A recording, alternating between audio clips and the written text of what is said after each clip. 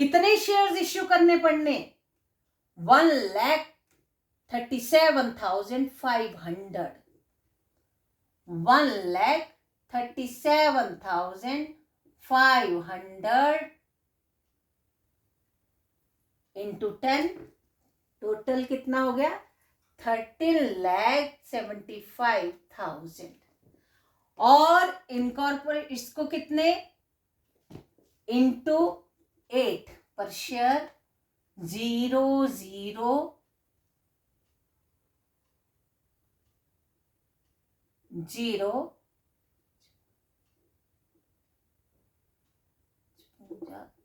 60, 5, 38, 24, 29, 8, 1, 8, तो मैंने मल्टीप्लाई गलत किया। माँ, ब्रिको आप वीडियो बन रही डिस्कनेक्ट हो गए हो और आपकी आवाज भी नहीं आ रही।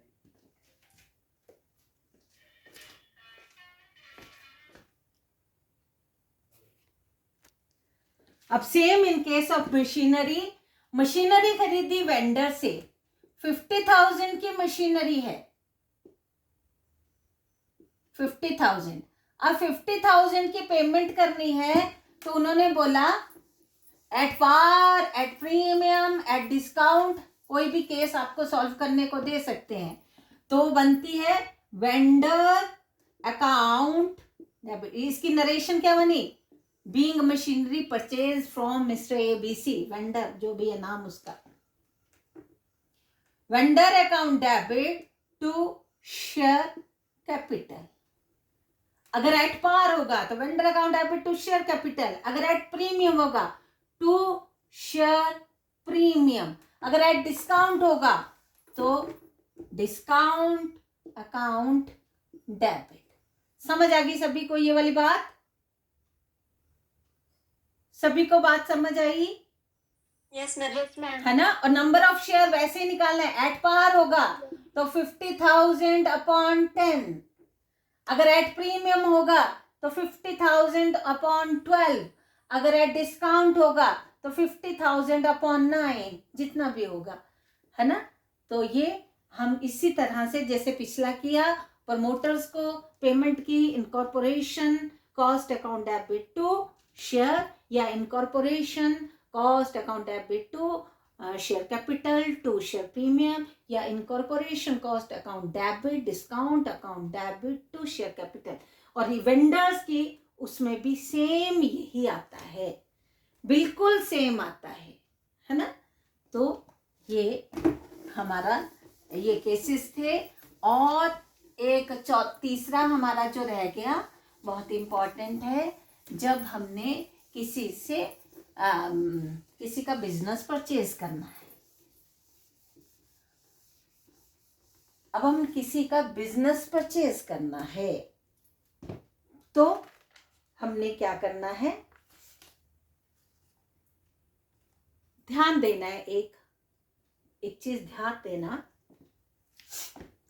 XYZ एक कंपनी है, ABC कंपनी का उन्होंने उस कंपनी को एक परचेज कर लेना है। उसने कंपनी ने अपने एसेट्स, फॉर एग्जाम्पल एसेट्स जो उसके पास थी 20 लाख की, वो एसेट्स दे दी।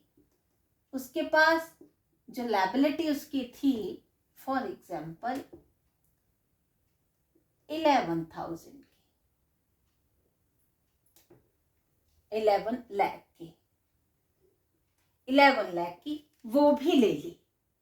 और उसके बाद XYZ ने बोला कि हम आपको ये सब कुछ लेने के बाद हम आपको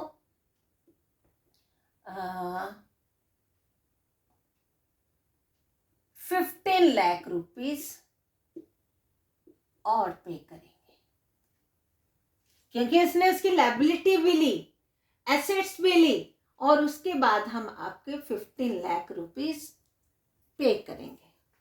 ठीक है? ABC कंपनी उसके लिए उसने अपनी एक्सेप्टेंस दे दी। ठीक है, आप ये सब कुछ ले लो, हमें 15 लाख दे दो। लेकिन इसमें एक चीज आपको मिलेगी। क्या चीज मिलेगी? यहाँ पे एसेट्स और लायबिलिटीज को लेके एक चीज आपने कैलकुलेट करनी है, नेट एसेट्स।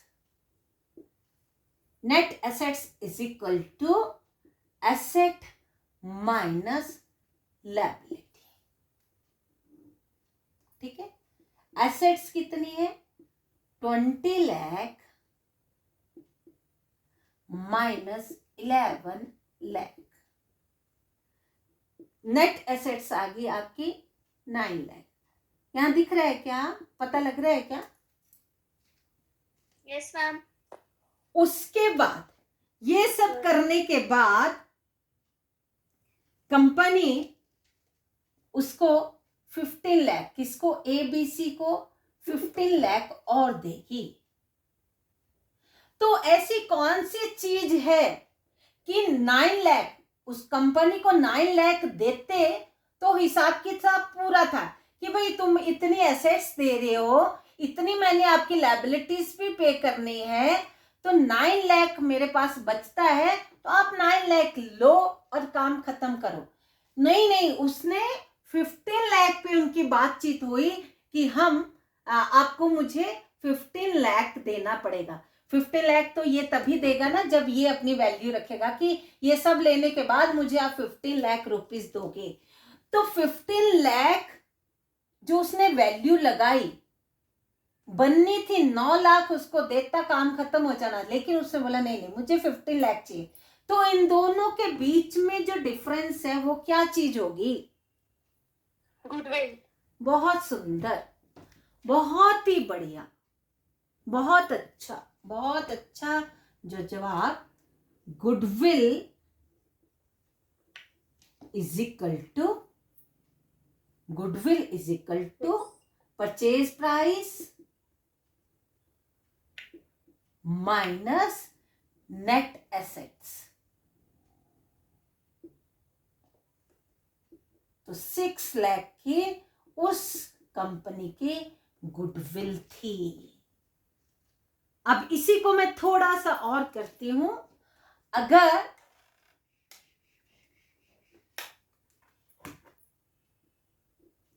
कंपनी इस पे उसने मांगे तो भाई 9 लाख तो मेरे बनते हैं, तो 9 लाख दे दो। XYZ ने बोला नहीं बिल्कुल नहीं, हम नहीं दे सकते। आप 8 लाख पे आपको लगता है कि आप दे सकते हो, तो 8 लाख में हमें दे दो। एबीसी ने बड़ा सोचा, नहीं ये तो ठीक नहीं बात भाई, ये मेरे से ज्यादा मांग रहे हैं, मुझे कम दे रहे हैं।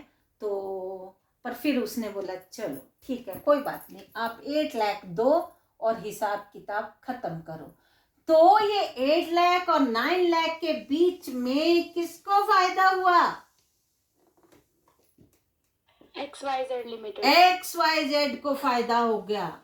तो XYZ के लिए कौन सा प्रॉफिट हुआ? ये Capital reserve. Capital profit. कौन सा प्रॉफिट हुआ? कैपिटल प्रॉफिट हुआ। तो कैपिटल प्रॉफिट से क्या क्रिएट होते हैं? Capital reserve. बहुत सुंदर, समझ आई? ये वाली बात समझ आ गई क्या? ये बात क्लियर हो गई ना? ठीक है ना?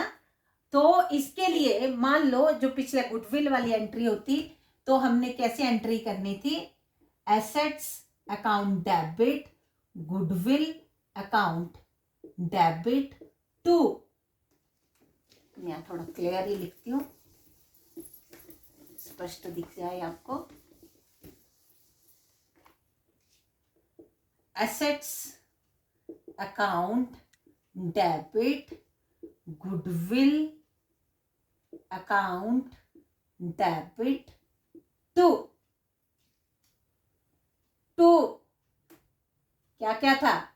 To liability, to purchase price की जगह टू ABC अकाउंट। ठीक है, समझ आ गया? यहां पर 20 लाख ध्यान देना है, यहां पे 6 लाख, यहां पे 11 लाख, यहां पे 15 लाख। होगी बात क्लियर? हो गया पूरा? 20 plus 6 26, 11 plus 15 26, debit must be equal to its credit. समझ आई क्या?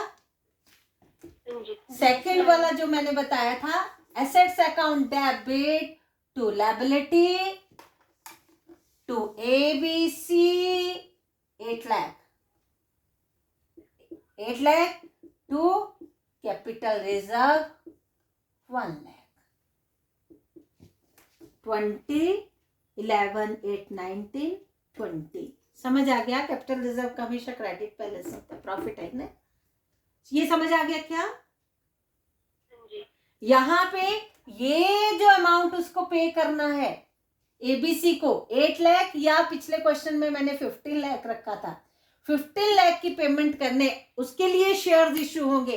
एबीसी को जितना अमाउंट पे करना है, 8 लाख करना है या 15 लाख करना है या 12 लाख करना है, जितना भी करना है, जितना भी क्वेश्चन में जैसे भी आपका कैलकुलेट होता है, तो at par, at premium, at discount 8 lakh upon 10, 8 lakh upon 11, 8 lakh upon 9, जो भी है, जो भी केस होगा, उसके बाद फिर वो एंट्री, नेक्स्ट वाली एंट्री होगी ABC account debit to share capital, या ABC account debit to share capital to share premium, या ABC account debit to discount account, ABC account debit discount account debit to share capital. मतलब वो जो calculation होगी, जो ABC को हमने पे करना है अब, उसके लिए शेयर्स इशू होंगे। ये मुझे लगता है अच्छे से समझ आ गया होगा सभी को।